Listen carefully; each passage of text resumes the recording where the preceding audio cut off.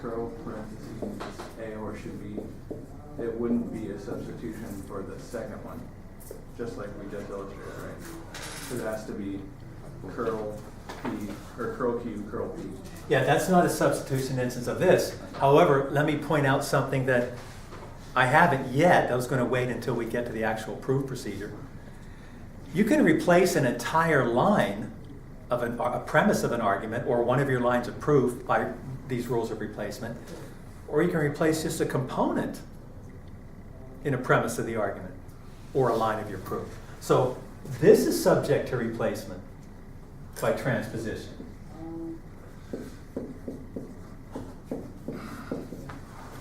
See, I can just replace this component. Or, I'm going to wait until we get to the proof. Well, no, here, maybe I can add a simple example that'll illustrate this. Can you replace that by commutation? Let's say that's that's premise number one of an argument. Can we replace that by commutation? Yeah. And what would the replacement statement be? Okay, no problem. Here's what I want to point out.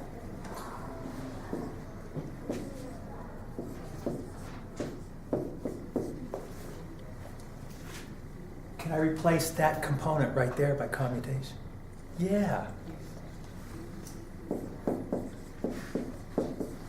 The rest of the statement remains the same. There. That's all I was trying to point out. We can replace an entire line or a component of a line. The rest of the line remaining the same. So our ability to manipulate the way our statements look and even the kind of statements they are is almost infinite. They're like magicians. Or logicians. Yeah. Okay. So a little problem with recognizing what counts as replaceable by transposition.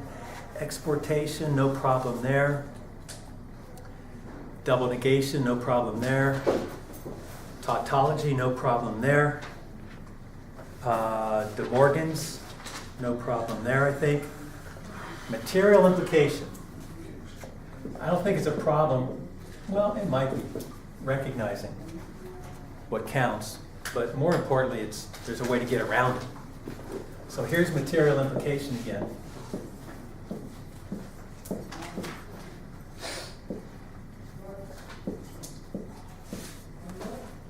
Right? Now, what do you think the answer to this question is? Can I replace any horseshoe, no matter what it looks like? By what it looks like, I mean no matter what the antecedent is, no matter what the consequent is, can I replace it with a wedge by material implication? Because you'll see what's happening from here to here is that you're turning the horseshoe into a wedge and you're putting a curl in front of what was the antecedent. So don't you think I could replace absolutely any horseshoe with a wedge by this rule? Seems Would you say? Yeah, it's true. Yeah, that's true. It is true. It is true.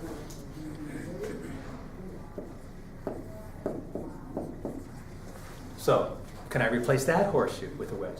What would it look like? curl. Okay, yeah.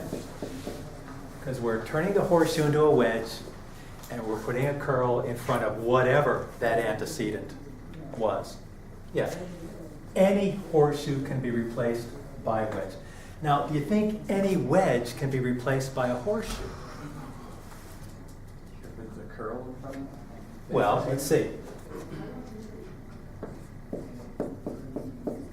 Can that wedge be replaced by the horseshoe? Yes. Yeah, absolutely. What would it look like? Turning the wedge into a horseshoe and taking that curl away. See? Wedge to a horseshoe, taking that curl away.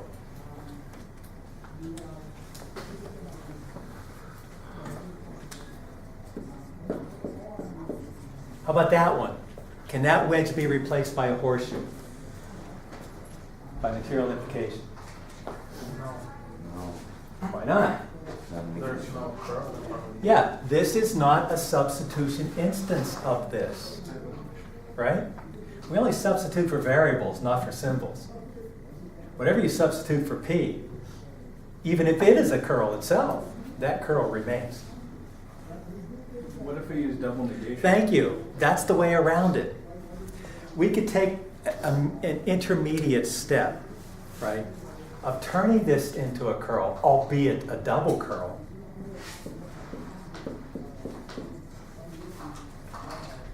Yeah? Now, that's replaceable with a horseshoe. I wonder what that horseshoe would look like. Can you read it off for me? Curl A portion. Thank you. Turning that wedge into a horseshoe and taking away a curl. So these is little quirks you need to remember, because the books don't take the trouble to point out every little difficulty. Okay, good with material implication and that little problem and the way to resolve it?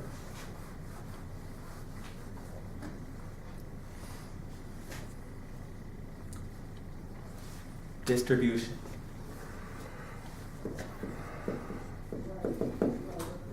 We'll just take the dot, for example.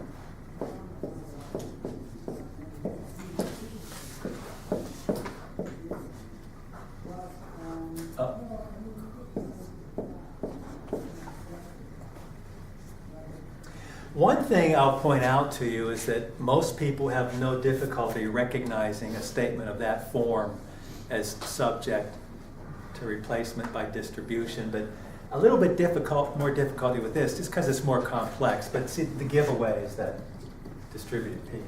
Remember, either one replaces the other.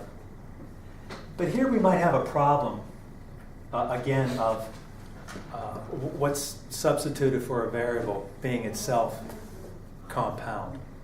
So let's just look at one example, and you could imagine they get perhaps more difficult than this.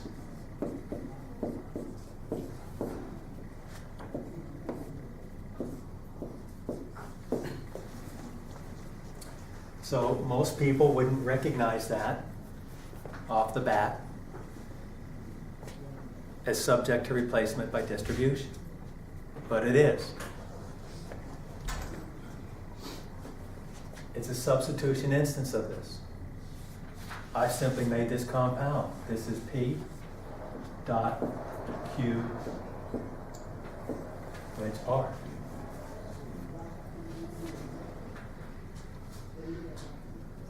Right? Everybody verify that? That counts? Okay. Then I want you to work out what would its replacement statement look like. That's this. It's becoming this. It's that P is itself compound.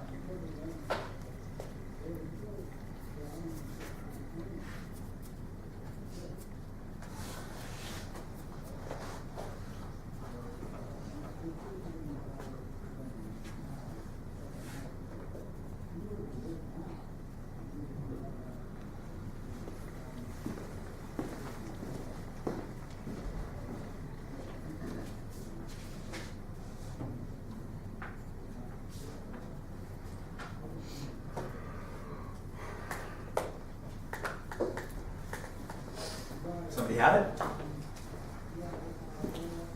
Would it just be like the reverse? C wedge B. No.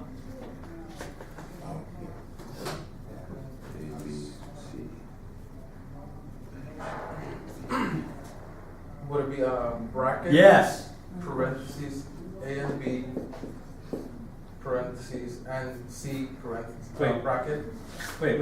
What goes after that closed parenthesis? After B goes parentheses and Huh? C. No, like, you have it already, you already have it. And C. And, with an- and C. A dot? It's a Yes. wedge. No, Oh, yeah, or- that'd be a dot. Bracket. And then Okay. bracket, wedge, bracket again, and A and B, and the Bracket. bracket. That is correct. Here, let's put this underneath that. All right, so this is a substitution of this. We're replacing it with this by distribution. So let's look at this form, see if we can verify that. That should be P and Q or P and R. And it is. It's amazing. Okay, so I don't know how nice and neat you wrote this down. If you prefer the way it's presented in the book, I think there are some problems with it. I'm not going to bother telling you what I think they are. It's one guy's opinion. Like if you look at the inside back cover of the book, they're presented very differently in appearance. I think there are advantages to the way I put them on the board. It's up to you which one you want to use. At any rate, you want to have it handy when we're practicing our proofs. You've got to become familiar with these. I'll tell you right now, I'm giving you all 19 rules on your final. But it's not going to help you if you don't know what they're used for. Not on a timed test anyway. I guess if you had until the end of the earth, which might not be too long, the way things are going. You might be able to work it out. Now, most of you, I think most of you who are left in this class, you're going to become familiar enough with these just by our work in class, because what we're doing from here on out are proofs. Okay? I'm going to try to do every one of them in the book. Everything on your final is from the book. You know I don't do the ones that have the star or the asterisk. Sometimes I put them on the test, just a handful of them. And I think most of you will find you're going to pick it up. Some of you might have to do extra work. Let's see, break. I think before we take a break, I just want to point out an exercise in the book, which is not testable, but it might be, I think it might be a good idea for you to go through it.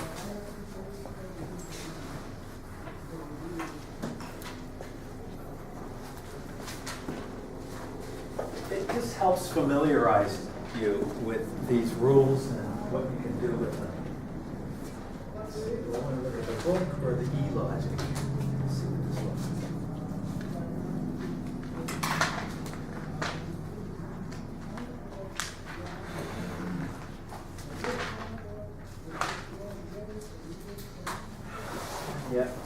Yeah, the 14th edition.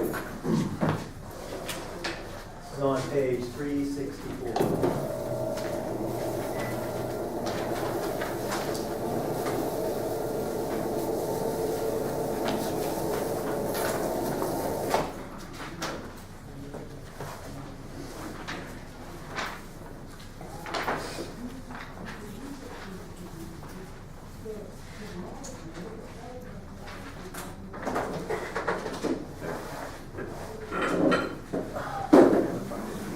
That's why I was trying to see if we can match up.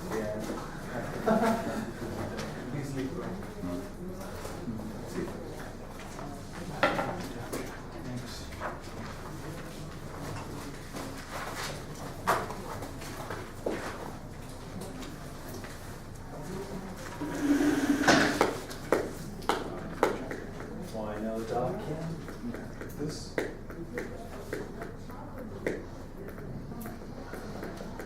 What edition is that? this is working, but it's a different thing. No, it should be, well, it's this. Zoom, zoom.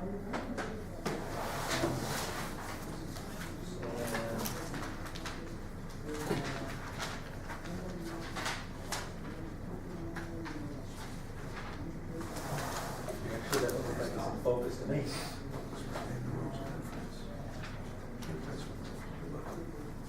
Does it look to you guys? Is that in focus?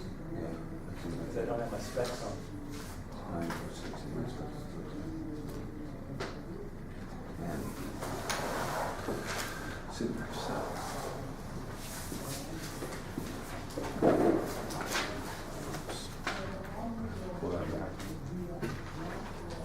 It's funny, I was trying to do exercises differences from this part of the book with our first 9 rules. Yeah, it is funny, because it won't work. Yeah, they were completely unsolvable. I didn't know what I was doing at all.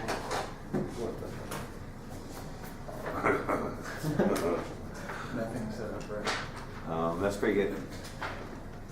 It's on there? Please don't make this. Ooh, It's just a hair, it's barely in there. Small.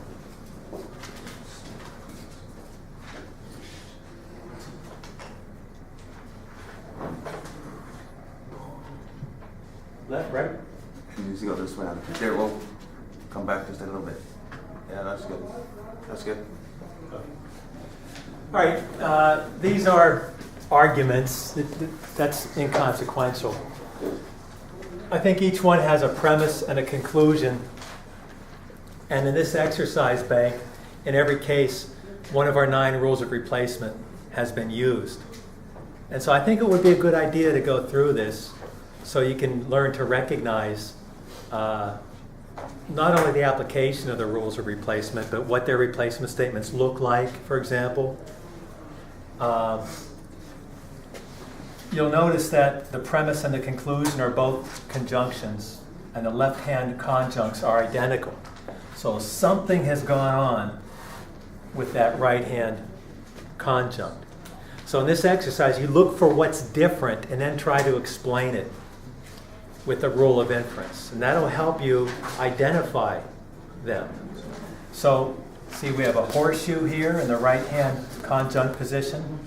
There's a horseshoe there, but its appearance has been altered. The antecedent and consequent have been reversed, and a curl has been added. So we want to recognize that as what rule of replacement? Okay, that's transposition. Is this one on the screen? Yeah. This one's on? Yeah. I mean on that? Yeah. Okay. Let's see. We have one premise and a conclusion. Again, they're both conjunctions. Let's see if we can spot any similarity or difference. It looks to me that the right-hand conjuncts are identical. Nothing has gone on there. There's something that's been replaced in the left-hand conjunct. It's not association. Association does not apply to horseshoes. It only applies to dots and wedges. They're both wedges. They're both wedges. They've got the same simple statements, I, J, and K. But you'll notice that the antecedent and the consequent has been altered. Both of them have been altered. That's why I gave you those brief descriptions of our rules. See, if you just recognize that the antecedent and the consequent of a horseshoe have been altered, we have 2 rules that do that, transposition and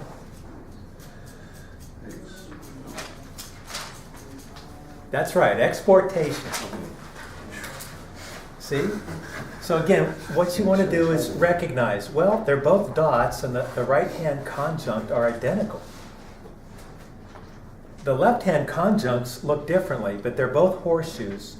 They've got the same simple statements, but the antecedent is different and the consequent is different. So the horseshoe's appearance has been altered. You should go to your chart and see, we have 2 rules of replacement that alter the appearance of a horseshoe. That's not transposition, it must be exportation.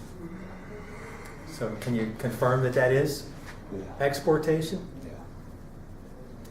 Is this one on the, Yep. this one is? Yep. Mhm. Really? Yep, you got it on there. Okay, let's see. Both our premise and our conclusion are horseshoes. The antecedents are the same. Something has been replaced in the consequent position, and I think that tri-bar is a giveaway. It's material equivalence. See this conjunction of the horseshoes that have that appearance replaced by that tri-bar. Okay, this isn't testable, so I'm going to leave off there, but I would recommend this exercise for you. It's going to help you recognize substitution instances of these rules of replacement. So are there any questions?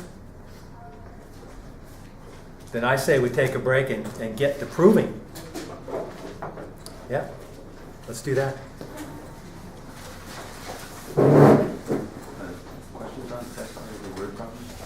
One?